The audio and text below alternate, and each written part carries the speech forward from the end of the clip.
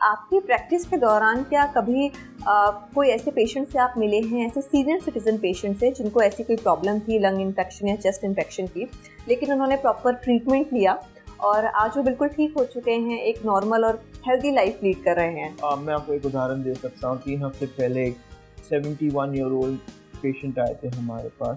सुबह के 4 बजे थे। पेशेंट पिछले 4 दिन से बुखार में लस्त है।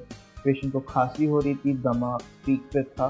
पेशेंट जब हॉस्पिटल लाया गया तो देखा कि पेशेंट की सांस बहुत ही ज़्यादा तेज़ चल रही थी, हाफ नहीं चल रही थी। पेशेंट को छाती में लेफ्ट साइड पे पेन हो रहा था। ऐसा पेन हो रहा था जैसे कि कोई है ना नीडल्स पोक कर रहा हो। तब हमने एक्सरे किया, पेशेंट को एग्जामिन किया, पता चला कि पेशेंट को लेफ्ट साइड पे निमोनिया है और जिसके वजह से उनका अस्थमा भी बिगड़ गया था। तब पेशेंट इतनी बुरी अवस्था में था कि हमें उन्हें वेंटिलेटर पे रखना पड़ा। 1 हफ्ते वेंटिलेटर ने उनके सांस का फंक्शन निभाया जी। पेशेंट को आराम दिया गया 1 हफ्ते।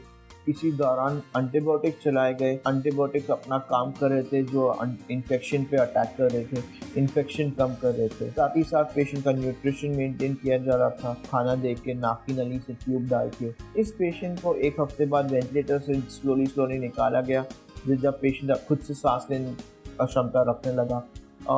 अल्टीमेटली पेशेंट 2 हफ्ते बाद ठीक होके घर चलते हुए गया। जो कॉमनली कहा जाता है कि यदि पेशेंट वेंटिलेटर पर चला गया तो वो कभी बचेगा नहीं, जी। ये बहुत ही गलत सोच है, क्योंकि वेंटिलेटर यदि सही समय पे लगाया जाए पेशेंट को, तो पेशेंट की जान बच सकती है। जी।